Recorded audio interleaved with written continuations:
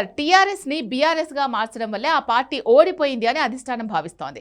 మళ్ళీ టీఆర్ఎస్కి మార్చడానికి పునరాలోచన చేస్తున్నట్టుగా తెలుస్తోంది.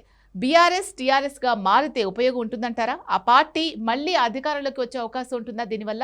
ఇప్పుడు టీఆర్ఎస్ బీఆర్ఎస్గా మార్చడం వల్లనే ఓడిపోయిందని ఎవరు అనలేదు. అది మీ రాంగ్ క్వశ్చన్. అది టీఆర్ఎస్ బీఆర్ఎస్గా మార్చడం వల్ల నష్టపోయాము అన్నారు. నష్టపోవడం వేరు, ఓడిపోవడం వేరు. నష్టపోయామంటే అది ఓడిపోయామని కంక్లూజన్ తీసి పేరు మారితే మళ్ళీ గెలుస్తారా అని క్వశ్చన్ వేస్తే నేను ఏం ఆన్సర్ చెప్పాలి? సో నష్టపోవడం వేరు, ఓడిపోవడం వేరు. ఓడిపోవడానికి ఒక్క కారణం ఉండదు కదా, అనేక కారణాలు ఉంటాయి. అందులో పేరు మార్చడం కూడా ఒక కారణము అని చెప్పాడు కేటీఆర్. అంతకుముందు మేము కొంతమందిని మా సిట్టింగ్ ఎమ్మెల్యేలు మార్చకపోవడం వల్ల కూడా నష్టపోయామన్నారు. సో నష్టపోవడానికి ఉన్న అనేక కారణాలు విశ్లేషిస్తూ పేరు మార్చడం కూడా నష్టానికి కారణము అన్నారు. దట్ డజంట్ మీన్ పేరు మార్చడం వల్ల ఓడిపోయామని కేటీఆర్ అన్నట్లు పేరు మళ్ళీ మారితే వస్తారా అని క్వశ్చన్ అడిగితే దానికి ఆన్సర్ ఉంటుందా?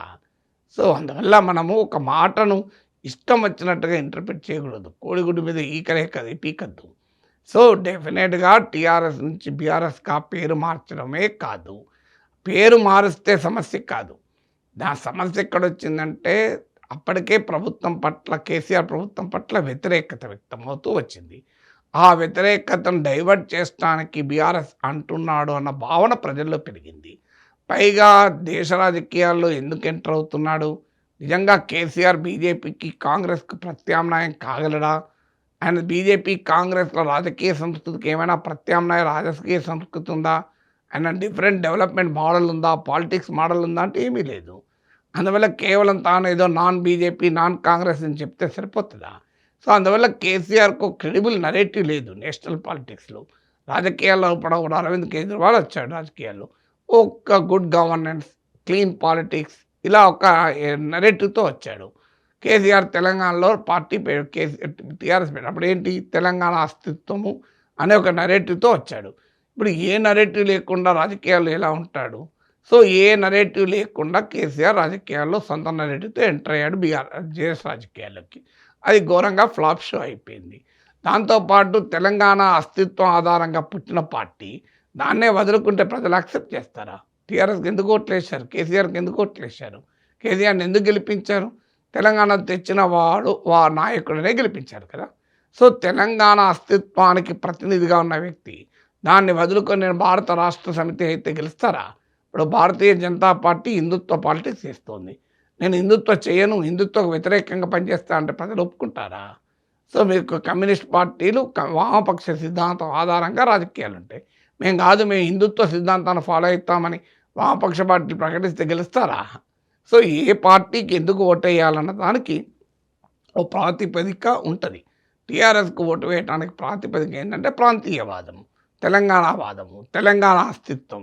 అది వదులుకొని నేను భారత రాష్ట్ర సమితిగా ఏర్పాటేస్తా, భారత రాజకీయాలు చేస్తా, మేము ఆంధ్రప్రదేశ్లో కూడా శాఖను పెడతా అంటే క్వశ్చన్ వస్తాయి కదా. మరి బీఆర్ఎస్ జాతీయ పార్టీ అయితే కృష్ణానదీ జలాలపైన మరి తెలంగాణ వైఖరి తీసుకుంటుందా, ఆంధ్రప్రదేశ్ వైఖరి తీసుకుంటుందా? గోదావరి నదీ జలాలపైన మహారాష్ట్ర వైఖరి తీసుకుంటుందా, తెలంగాణ వైఖరి తీసుకుంటుందా? ఆ క్వశ్చన్ రాకుండా పోతాయా? ఇప్పుడు జాతీయ పార్టీలకు ఏ ప్రశ్నలు అయితే వస్తున్నాయో, జాతీయ పార్టీలను టీఆర్ఎస్ ఏ ప్రశ్నలు అయితే వేసిందో అవే ప్రశ్నలు టీఆర్ఎస్కు తగులుతాయి కదా. అందువల్ల ఈ రకంగా పార్టీ పేరులు మారిస్తే గెలవడము ఓడడం అనేది ఉండకపోవచ్చు, కానీ పేరు మార్పు అనే ద్వారా ఒక అస్తిత్వాన్ని డిజోన్ చేసుకున్నారన్న సంకేతం వచ్చింది. ప్రత్యర్థులు వాడుకున్నప్పుడు రేవంత్ రెడ్డి పేరు బంధమే కాదు వేగబంధం కూడా పోయింది అన్నారు. అప్పటికే 10 ఏళ్ల పాటు తెలంగాణలో అధికారంలో ఉన్నారు. సమైక్యవాదులను కూడా తన పార్టీలో చేర్చుకుని మంత్రి పదవులు ఇచ్చారు. అసలు ఒరిజినల్ తెలంగాణ పోయి బంగారు తెలంగాణ బ్యాచ్ వచ్చి చేరింది. పార్టీ ఉద్యమ పార్టీ కాదు, రాజకీయ పార్టీ అని కేసీఆర్ మొదట్లోనే చెప్పాడు. అన్నట్టే రాజకీయ పార్టీగా మారింది. ఇవన్నీ వెరసి ఆఖరికి పేరు కూడా మార్చుకునే వరకు ప్రజలు తిరస్కరించారు.